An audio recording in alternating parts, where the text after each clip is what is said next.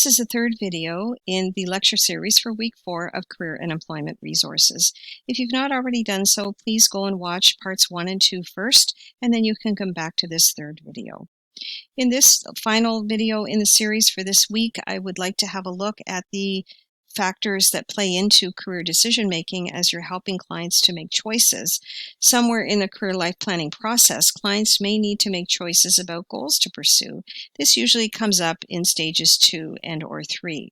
So you may have clients who get to how do I get their stage, or they're approaching the stage, but they have a couple of options they are considering that they are finding it difficult to make a choice about.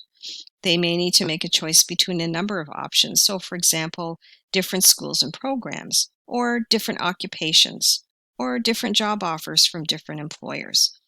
So clients can sometimes get stuck at this point if they have several options to consider and they don't really know how to make a choice. And these are, of course, important life choices that they're making.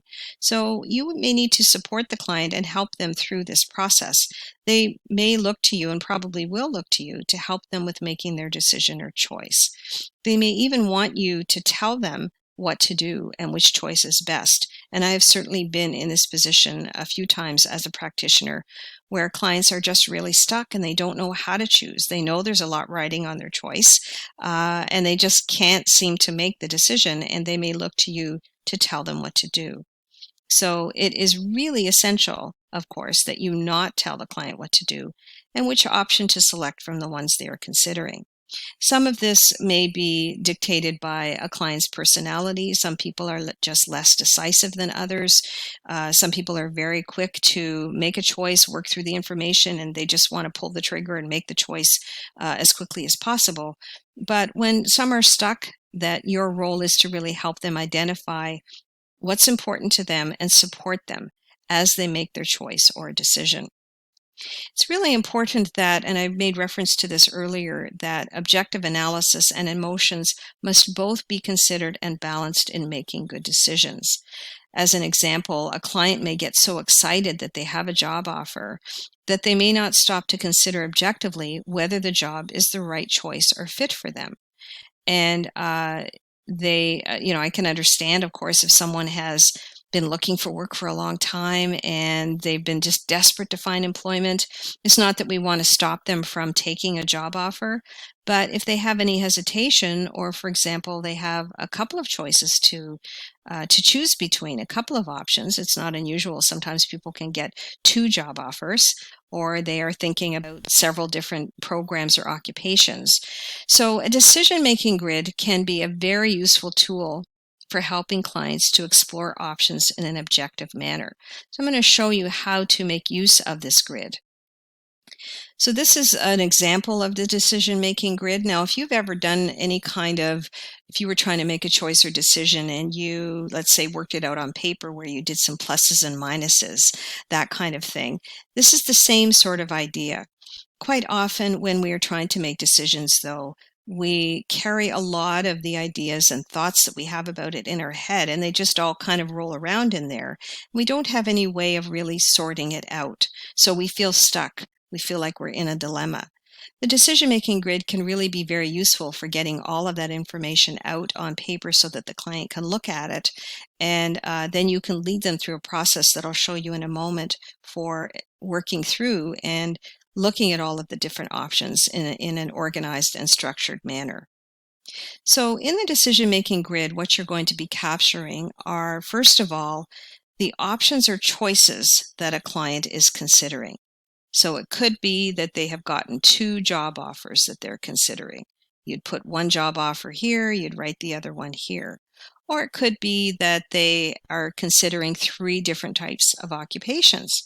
So you would write the names of those occupations in here. So the choices are, or it could be, between 2 or 3 different types of educational programs. So the options that they're considering, the choices that they're mulling over, are what goes in at the top here. So let me just explain that a little bit further. So we use the decision-making grid when a client has 2 or more options they are considering.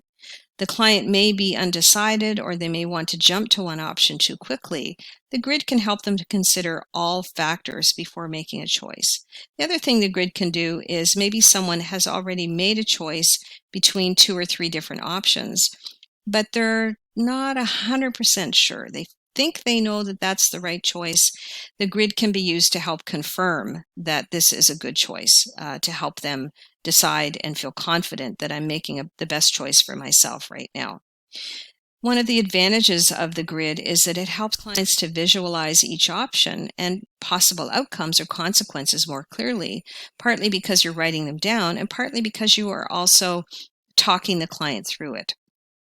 And it can also be helpful in identifying information gaps that may require the client to do more research. And you'll see what I mean by this in just a moment. So what you want to do when you're working with clients with the decision-making grid, if they're really stuck, is to show them the grid and have the client describe the options that they're considering. So as I've said, 3 possible schools, 3 possible occupational fields, and you're going to write each option across the top of the grid, 1 option per column. Of course, you need to have at least 2 for comparison. You could have as many as 4 or 5 options, but try not to exceed that number because it can get confusing for the client. Let me show you what I mean by this.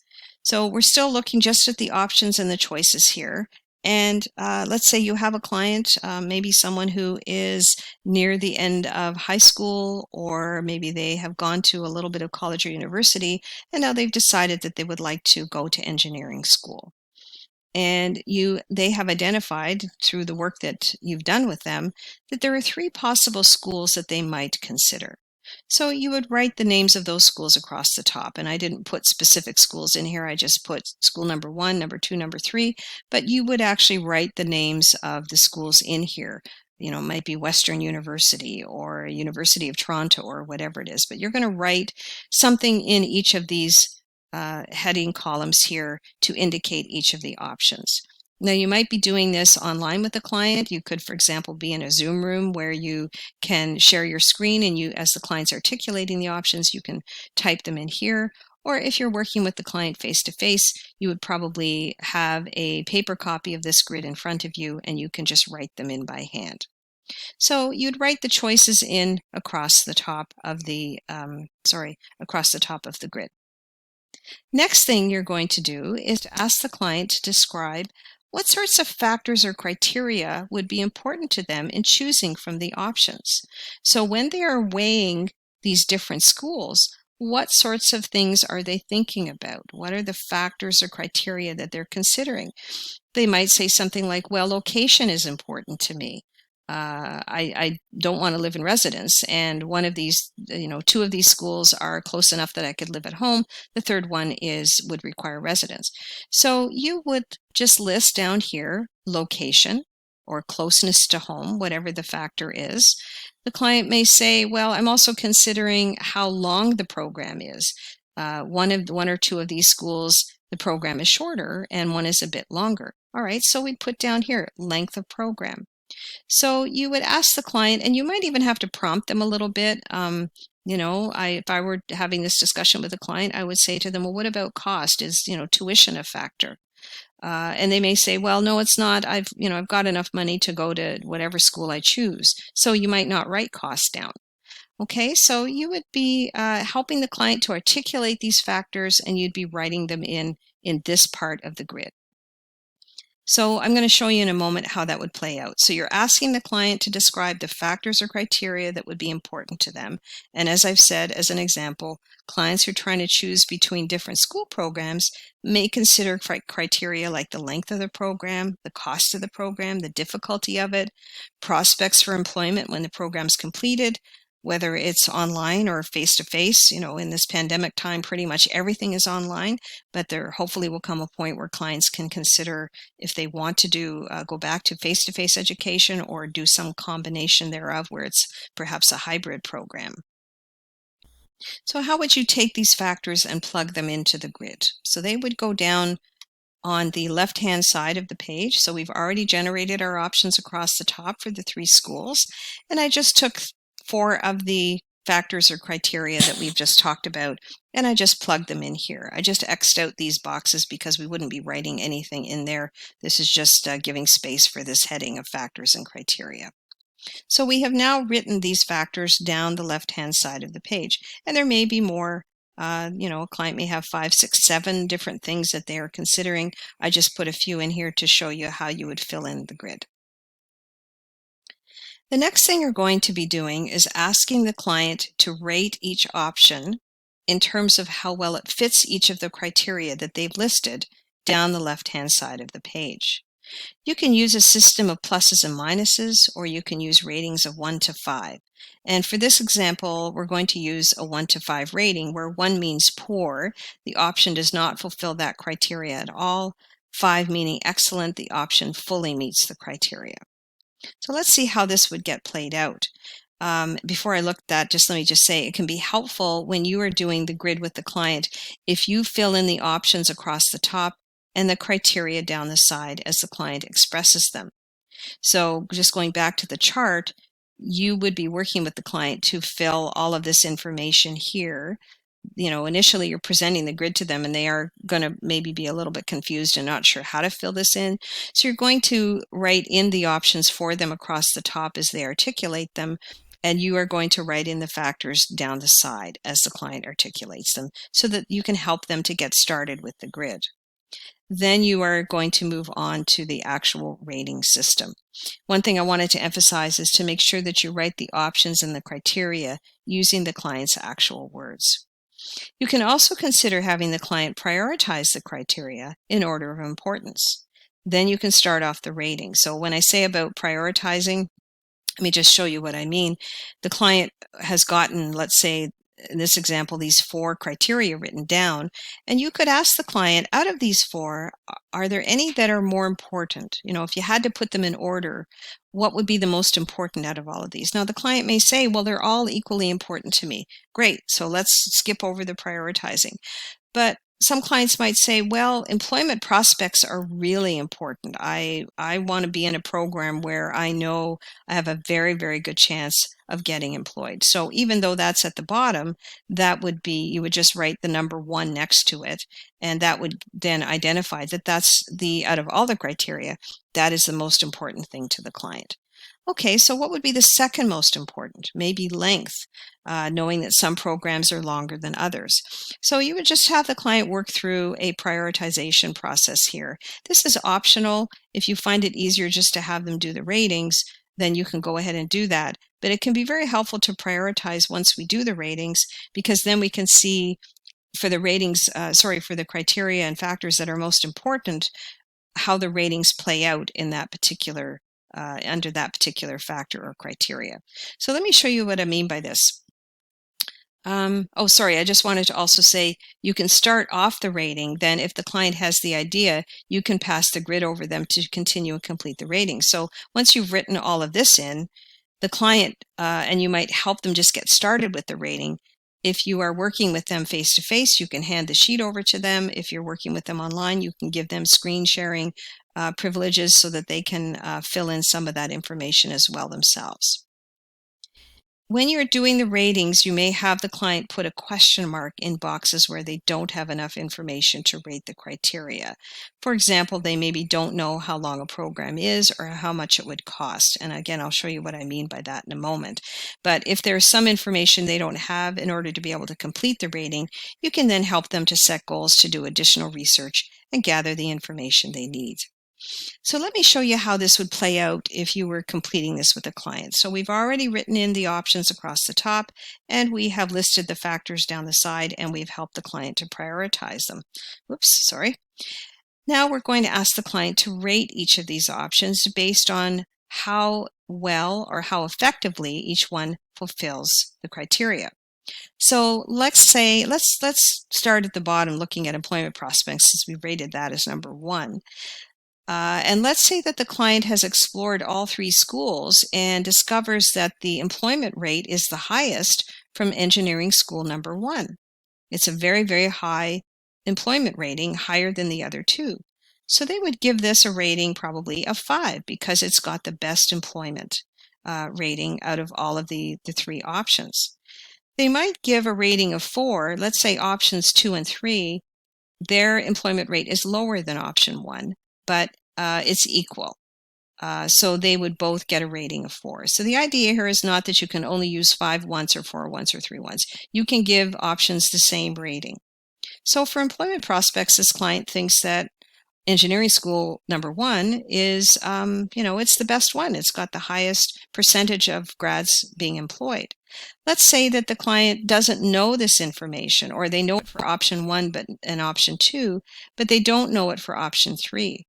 In that case, this is where they would put a question mark. They need to find that information out. So now we've done the rating for employment prospects. Let's have a look at length.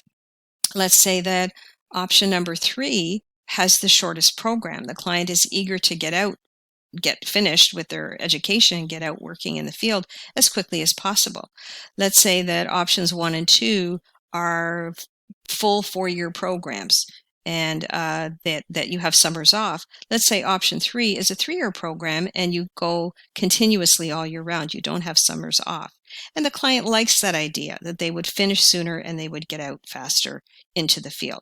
So they might give that a rating of 5 because it is the shortest program. And then the other two, let's say they're equal in length, so they might give that a rating of 4. Looking at the next factor, cost. Let's say that out of the 3 schools, the engineering school number 2, their tuition is the lowest. Let's say that for option number 1, their tuition is next lowest. And let's say for option number 3 that, that should be next highest. And then for option number 3, that is the highest, that it is the most expensive out of the 3 schools. So this client might rate that 3 because it's really expensive. This is a little less expensive, so it gets a 4, but this has got the lowest tuition, and so it gets a 5. Another thing they might be considering in factoring cost is whether or not they can live at home. And if they have to pay for residence, that may factor into these ratings that they give here. And then we can do the same thing with difficulty. And they may say, well, I looked at all 3 and they're all pretty tough programs. So I'm going to give them all a rating of 5 because they're pretty equal. So that's how you would do rating in the decision-making grid. Now, we've got all of this filled in for this hypothetical client, and we can see that there are a lot of 4s and 5s and maybe only 1 3. Now, how would the client make a choice out of all of this? Sorry, I shouldn't have jumped to that slide. So one of the things that's really important is we do not want to just do a mathematical calculation and just add this all up and say, well, whichever one is the highest, that's the one I'm going to pick. We want to ensure that the client, considers all of this objectively, but at the same time, we still have to factor in how they feel about these options. So they may, in fact, choose option 3 because if they had location, for example, as one of their criteria, they may choose option 3 because it is closest to home, even though it's a little bit more expensive. They maybe are going to save money because they're living at home. So this is not just a mathematical exercise where we just add up the numbers and say, okay, whatever is the best option, that's the one I'm going to pick mathematically. It's to help the client just see how do these stack up against each other. And quite often then using this will help them to make a choice out of these 3. They can clearly see which one might be a better option for them. Or it gives them something to take away and consider, that they have looked through all of this and considered it all objectively. So a couple of points that are important here. Decision-making always contains the uncertain. So even when we have led them through this decision-making grid, there can still be things that come up. There's no guarantees that this is going to work out 100%. All kinds of things can happen. Decisions can change. So a client may look at the chart and say, well, it's clear to me option number 1 is the one I should pick. But then maybe they go away and think about it and decide, no, I think I'm going to take option number 3 for various reasons. So decisions can change. Too much information can inhibit decisions. So we want to ensure, again, that we are not overwhelming clients with too many options and too much information. What to exclude or to not consider is as important as what to include. So again, in terms of, for example, factors, we want the client to decide what are those factors going to be. We should not be adding factors to the list unless the client, we can certainly say, what about X factor? Have you considered that? Would that be important to you? If they say yes, then you put it on the list. But if not, then you leave it out. And the timing of the decision can be often as crucial as the decision itself. So again, as I've talked about earlier in this lecture series, the importance of being aware of deadlines and due dates and windows when things may be available and when they may not be. So as I've said, there are some cautions here. The alternative with the highest score should not necessarily be the decision. A client may choose an option with a lower score because it ranks better on the high priority criteria, which is why it's a good idea to try and rank those criteria if you can. Again, remember to take a client's feelings about the options into consideration as well. This is not meant to be purely an objective mathematical scientific process. It should also not be a purely emotional process. The grid is really just there to help balance off the feelings and to give a client a step-by-step process for trying to move towards a decision, especially if they're stuck. Again, just emphasizing, remember not to push the client towards or away from any decision based on your own views. It's really important that you remain neutral and supportive. Your role is to facilitate the decision-making process, not make the decision for the client, no matter how much they might want you to. So that's the decision-making grid, and we're just about finished our lecture for this week. Your homework is to first visit and explore every How Do I Get There website listed on this PowerPoint. So please do ensure that you go and look at every one of those links. Add these websites to the list of resources that you are compiling, and make sure that you put little notes beside each one about what they contain and what they're about. And again, just a reminder that you will need this list for both the case study assignment and the final test. In addition, you are encouraged to do a bit of research and find at least 2 or 3 additional resources that fit with How Do I Get There to add to your list. When you're doing the case study assignment, you will be asked to provide some additional resources from each of the stages. So it is important that you do take the time to add some new resources to the list that you're compiling. There are no graded assignments for this week, so that is all for our lecture for this week. Thank you very much for listening, and as always, if you have any questions at all, please don't hesitate to let me know.